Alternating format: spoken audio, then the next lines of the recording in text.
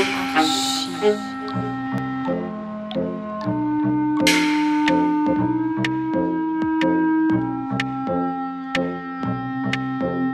Bonjour et bienvenue dans Archi Urbain, l'émission qui vous parle d'architecture et d'urbanisme. Aujourd'hui, je me trouve à Molenbeek pour vous parler de la place communale.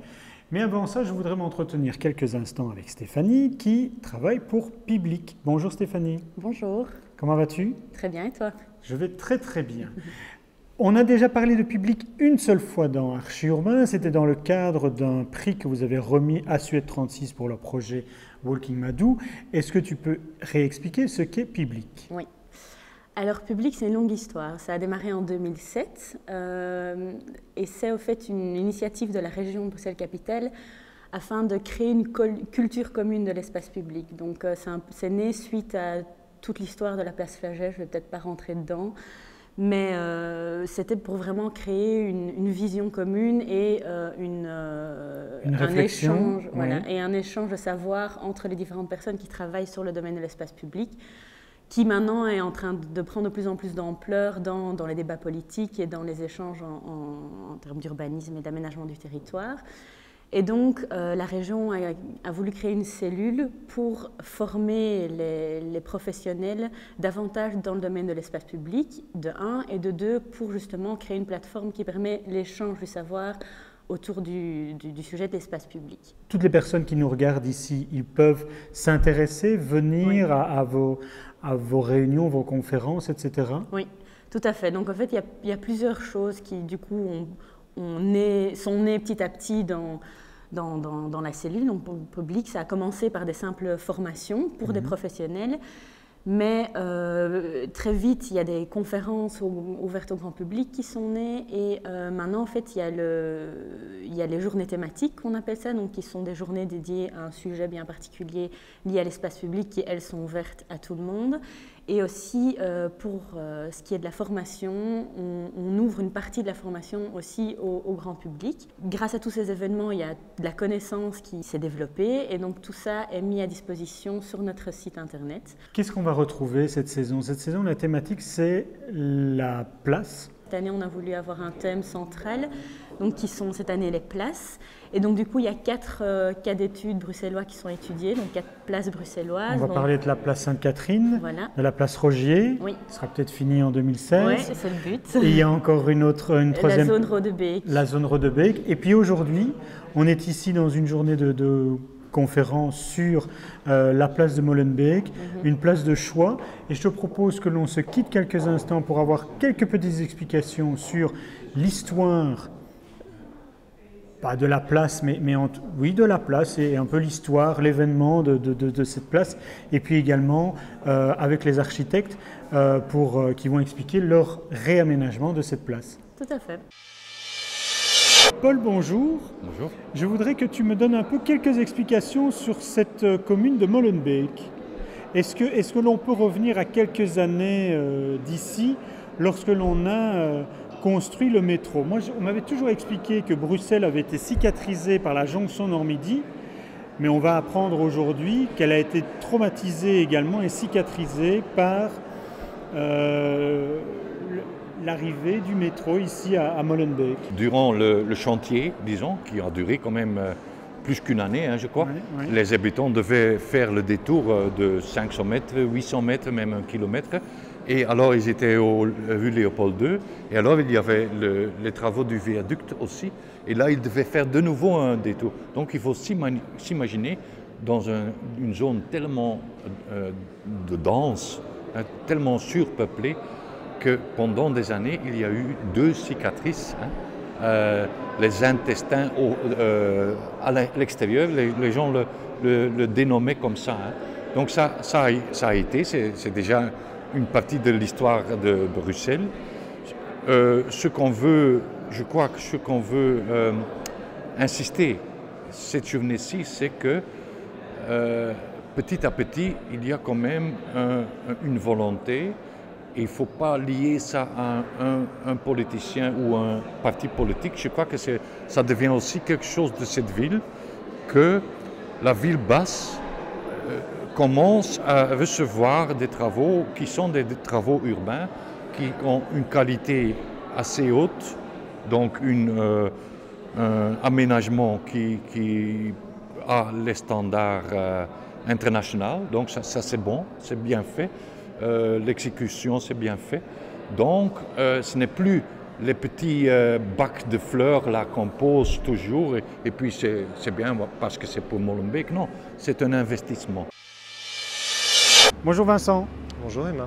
Alors, c'est la toute première fois que tu viens ici dans Archi-Urbain. Donc avant de parler de la place communale, moi je voudrais déjà que tu expliques ton bureau d'architecture. C'est quoi A-Practice? A-Practice, c'est un bureau d'architecture comme son nom l'indique. Qui signifie une pratique, et donc une pratique de l'architecture. Ça veut dire qu'on s'inscrit en tant que praticien de cette discipline qu'est l'architecture, d'où le nom du bureau. Comment est-ce que tu en es venu à travailler sur la place communale de Molenbeek?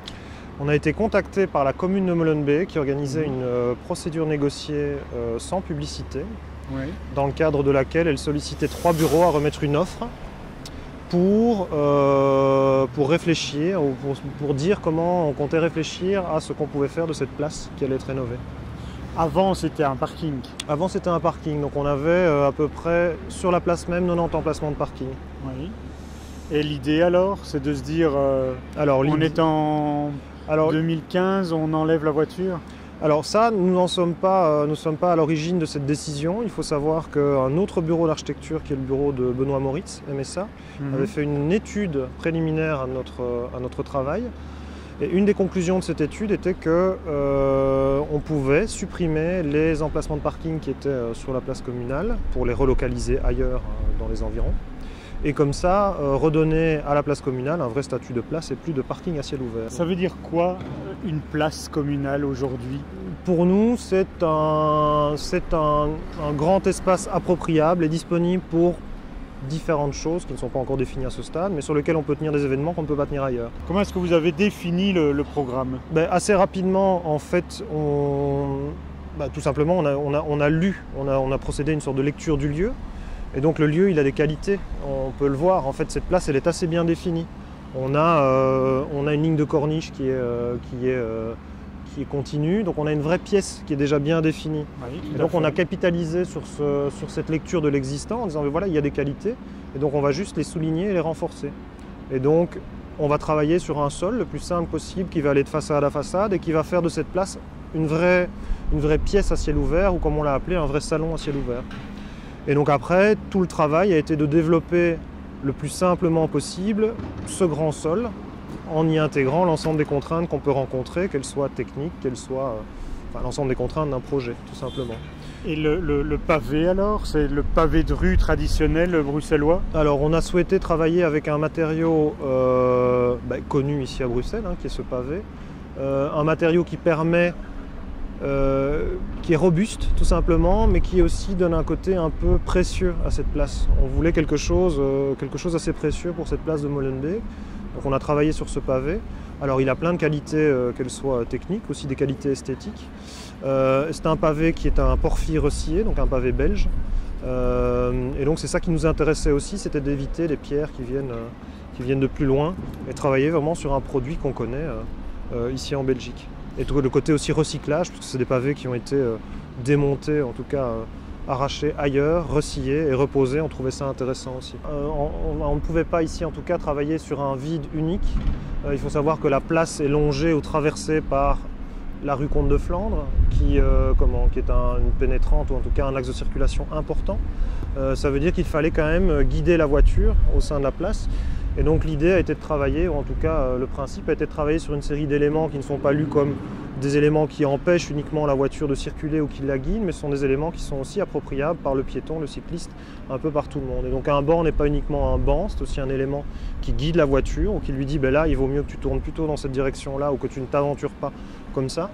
Et donc l'idée ça a été de mutualiser et rassembler ces éléments qui étaient nécessaires, donc que sont les bancs, que sont quelques arbres, quelques éléments aussi comme les poubelles, pour que tout ça soit regroupé et guide et invite les différents usagers à utiliser la place. Depuis la rue du Prado, on a plutôt un flux piéton et donc ça inscrit plutôt des bancs en sortie de cette rue du Prado.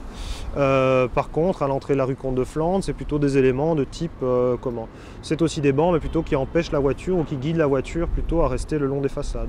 Donc oui, en effet, on en a tenu compte, mais on voulait que cette zone aussi, elle s'étende dans les rues adjacentes, puisqu'il s'agissait aussi de notre zone d'intervention, pour bien montrer que la place, elle déborde aussi, et elle est un peu plus, voilà, elle s'étend un petit peu, elle a les bords donc, qui s'étendent un peu plus largement.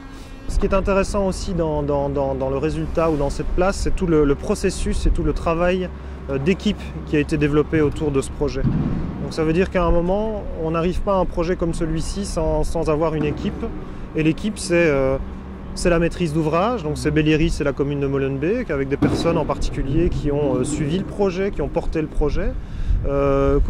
C'est la région qui a soutenu le projet. Travailler sur un espace partagé, c'est pas évident. Travailler sur un espace épuré non plus. C'est les bureaux techniques avec lesquels on a travaillé. Un bureau qui s'appelle Atelier Remtelek Advice. C'est aussi l'entrepreneur. Donc tous ces gens-là ont joué le jeu de cette place la plus simple possible, la plus épurée possible, avec ce pari ici d'un espace partagé au cœur de Molenbeek. Et je pense que c'est ça qui est vraiment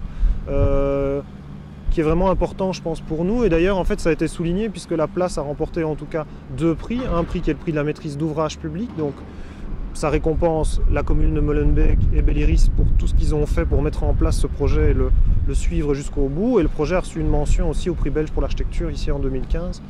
Donc voilà, c'est assez beau comme reconnaissance pour l'équipe, je trouve, et pour le projet.